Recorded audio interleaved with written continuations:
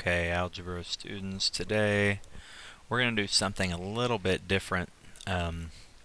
Instead of giving you guided notes and me writing out all of these graphs that we're about to take a look at, I'm actually just going to go through the SAS curriculum with you because this is so graph oriented here.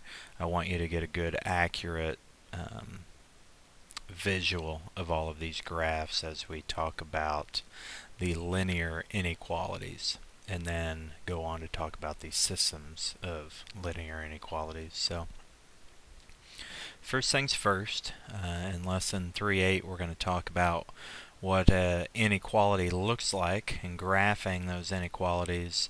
This says in two variables. That simply means we have a y and an x in our inequality. Okay, the first thing to understand is that the solution of a linear inequality is now not just going to be a set of or specific points on a line. It's actually going to be a set of points that are contained in a plane. Okay, so when we introduce these inequalities, less than, greater than, less than or equal to, greater than or equal to, it changes what our graph looks like. Okay, so if you look at these right here, you'll see half planes and a boundary line. Okay, whatever our inequality is, if that were an equation, that's going to be the equation for what we call our boundary line, and that's going to separate the graph into two half planes, as you can see in both of these examples. The difference between these two graphs is that you'll see one line is solid, one line is dashed. Well, the solid line means that it includes an equal to. Okay, so that inequality is going to be less than or equal to or greater than or equal to, meaning the points on the line make the inequality true because it includes that equal to. Now over here it's dashed because it's just a less than or a greater than, and that means that the points on the line actually do not make the inequality true. It's simply a boundary line for us to look at. Okay, so the three basic steps for graphing these linear inequalities. Step 1, and these are in your lesson summary. Step 1 is you graph the boundary using a related linear equation, which means you're going to look at your inequality you have. You are going to graph that inequality as if it were an equation. Okay? If it includes an equal to, you use a solid line. If it does not include an equal to, you use a dashed line. Alright? Step 2, you're going to choose a point. Now, as long as the point 0, 0 is not on the line, that's the point that I would recommend you always use to test. Okay, and to test means you're going to plug that point back into the equation. If it makes the inequality true, then that's the half plane that you will shade. If it makes it false, then you'll shade the other half plane, and we'll look at an example here in a little bit. Once you've tested that point, that's when you shade. Okay, so let's look at how to graph this one right here. Y is less than 2x minus 1. Well, the graph of the related equation, we just pretend that it's an equation. We've got a y-intercept of -1. You can see that they have graphed that right there. We've got slope of 2, so we go up 2 over 1, up 2 over 1. Okay? It says now we need to test a point not on the boundary line to determine which half point to shade, or which half plane to shade, sorry. Okay, so let's move this. I like to test 0, 0, and that says that 0, 0 is false because when we plug it in, a 0 there and a 0 there. That would say that 0 is less than negative 1. Is 0 less than negative 1? No. Okay. That would mean that we would shade over here below the line. Okay. Now, do all the test points on one side of the boundary line produce true, and all the test points on the other side produce false? So let's just move it around and see. Yep. Yeah. All over here, they're all staying red, meaning they are false. What happens when they come over here? I guess those stay red as well. But you'll notice when I'm above the line, it says false down here. When I move below the line, it says true for all these points. Okay? So that answer would be yes. Based upon the test point, now identify the correct graph. Well, the test point 0, 0 that we originally did said it was false, correct? So when we test 0, 0, if it says it is false, I need to shade the other side, and it is a dashed line, so we choose that graph right there. Alright? If 0, 0 had been true, then we would have chosen this other one. Okay? Let's scroll down here and let's look at a quick example. It says use a test point to determine which of the following is the graph of y is greater than or equal to negative 2/3 x plus 3. The first thing we need to recognize is that all of these lines are in the correct spot. They have a y-intercept of 3. They have a slope of negative 2/3. Okay? So the next thing I'm going to look for is first, how is the line graph, the boundary line? Well, my inequality includes equal to. So that should mean that my line is solid. So right away I can rule out the top two choices here. Okay? So now let's use the test point. Again, I like to use 0, 0. It's not on the line, so let's use 0, 0. If I have a 0 here and a 0 here, that would say that 0 is greater than or equal to 0 plus 3, which would be 3. Is 0 greater than or equal to 3? No, it is not. Therefore, that point 0, 0 should not be shaded. Okay? And we would choose that one. Alright?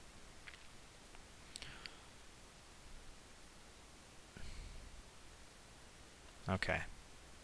Key point here. That's also in your lesson summary, I believe. So as we choose these test points, if the test point produces a true statement, a true inequality, you're going to shade that particular side that test point is. If it is not true, if it produces a false inequality, then you're going to shade the other side. Okay? So let's look at one here. It says draw a boundary line by clicking 2 points on the grid or entering 2 ordered pairs. So let's see. And select a dashed or solid line. Well, I've got a y-intercept at 4, right? Whoops.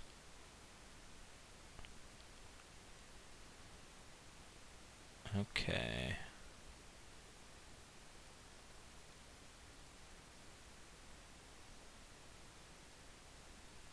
Alright.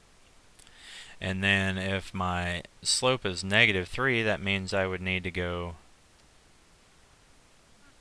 down 3, 1, 2, 3, and over 1. Whoops. Down 3, 1, 2, 3, over 1.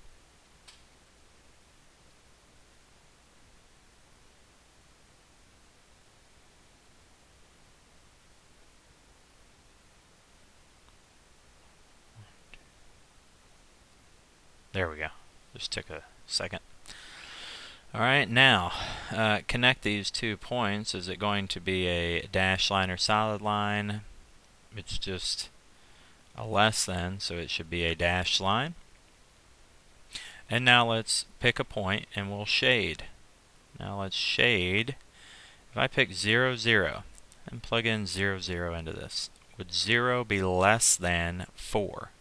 Yes, in fact 0 is less than 4. So that means that the point 0, 0 should be shaded. Okay, not exactly.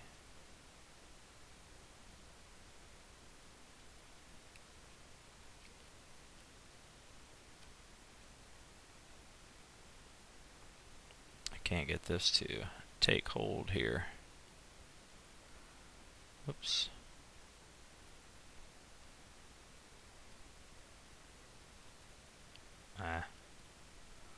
Shouldn't have done that.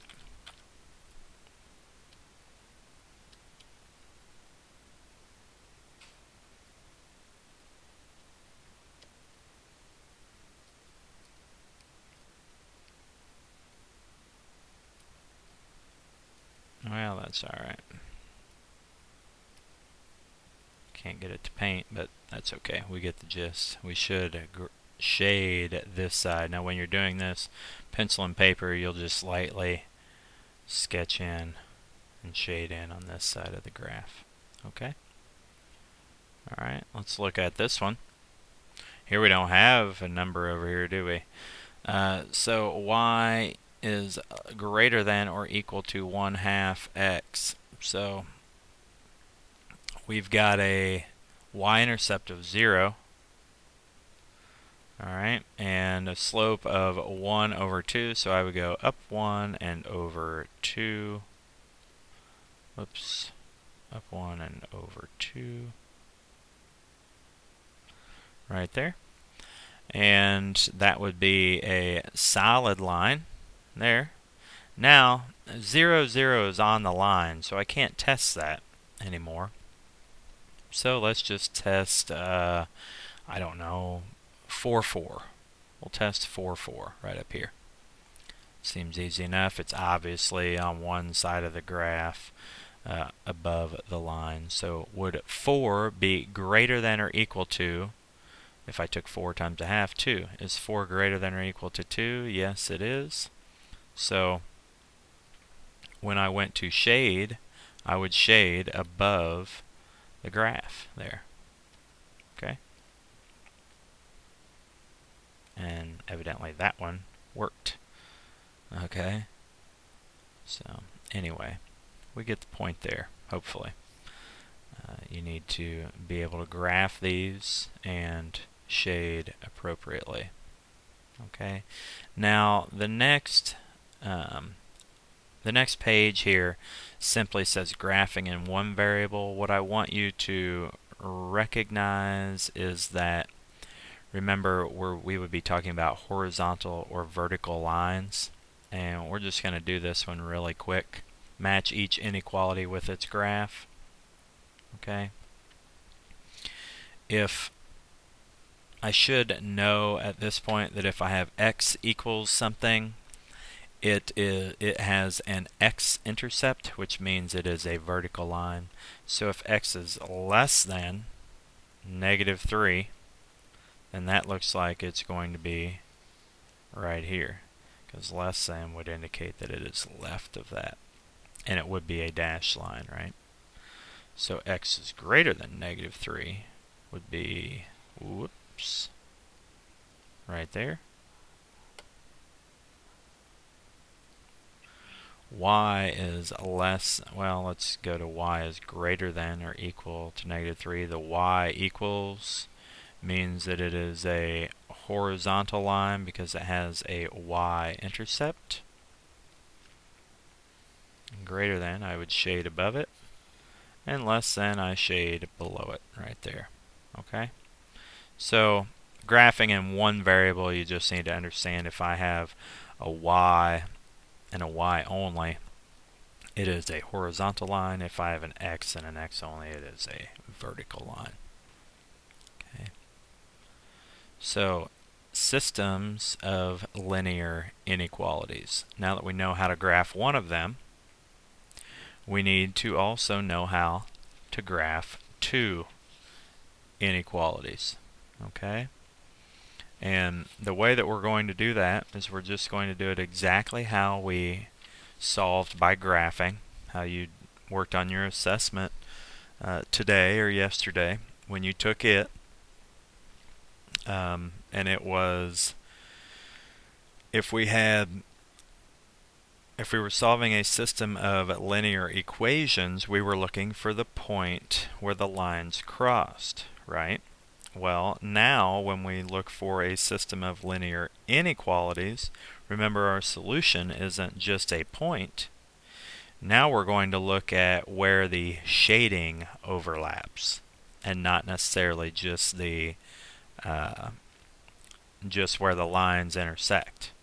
Okay, so if they are equations, we're looking for the point where the lines intersect. If it's a system of linear inequalities, we're looking for where the shading intersects. So let's just look here. No better way to do it than just to look at how we would graph. We graph the first linear inequality here. We're going to solve this system of linear inequalities. Graph the first one, I should know three things. Y-intercept at -6, slope of 4 over 1, and it should be a dashed line. So let's show that. Okay. Y-intercept -6, I went up 4 over 1, I drew a dashed line in between them. Plug in 0, 0. Is 0 less than -6? No, it is not. 0 is actually greater than -6, which would mean I would shade on the opposite side. Now, step number 2, graph the second linear inequality. Y-intercept of 1, slope of -3, and it's a solid line. So y-intercept of 1, slope of -3, down 3 over 1, I would draw a solid line. And when I test 0, 0 here, 0 also is incorrect on this one, because 0 is not greater than 1. So I shade the other side. And now I can see where they overlap. If I was to the right of this dashed line and to the right of this line, the places where the shading overlaps is right in here where it gets darker, and I can see that right there. Okay? So that's how you solve a system of linear inequalities.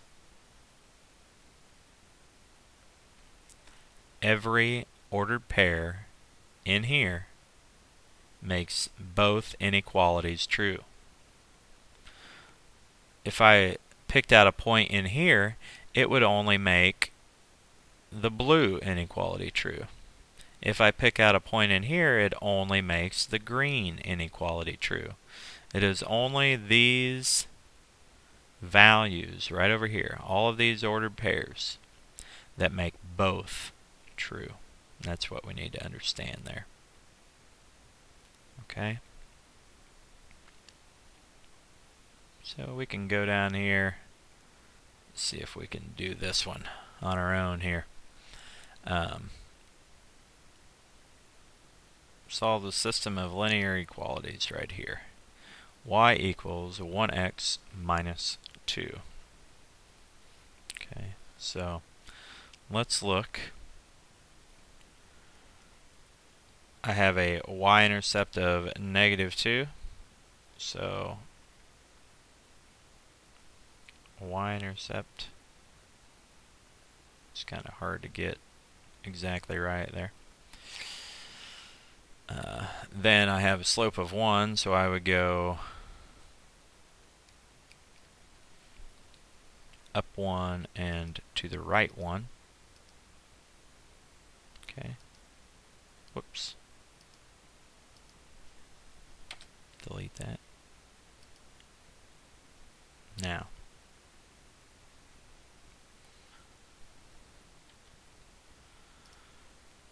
enter a point here, up 1 to the right 1, 1, 1, and then I would connect those with a solid line, right, because it includes equal to, and I would shade Does 0, 0 make that inequality true? Is 0 less than or equal to negative 2? No, it is not, so I would shade underneath it, where 0, 0 is not. X greater than 4. Okay, so pick a point. This has a x-intercept of 4, right? Now, no matter what, these lines, this x equals is always going to be a vertical line, right? So, that does not include an equal to, or a dashed line. We're going to shade, x was greater than 4, so we'll shade over here, and we can tell that our overlap is this area right over here. Check that. We're good to go. Okay. Alright. Now, we'll go into this a little bit more in depth next time, but I wanted you to have a good handle here. We can actually, we can go ahead and try this one real quick. It won't put us too far behind. So we've got two inequalities that are in slope-intercept form. We should be pretty good at graphing these at this point in time. Okay. I've got a y-intercept of 2 and a slope of 2, so I will go up 2 and over 1, and I'll connect that with a dashed line. When I shade, does 0, 0 make that true? Is 0 greater than 2? No, it is not. So I'll shade on the other side. Down here, y-intercept of negative 2. And I have a slope of 2, so I will go up 2 over 1. Connect that with a solid line. And test 0, 0. Is 0 less than negative 2? No, it is not. Graph there. Now there is no overlap, is there? Let's check that. Make sure we're alright. So what would the answer be here? If there's no overlap, that would be no solution. Okay? So you can probably guess what we'll be getting into and looking at in class. We'll probably look at one where it's they share some where they overlap, some where they don't overlap. Alright? I'll see you in class next time.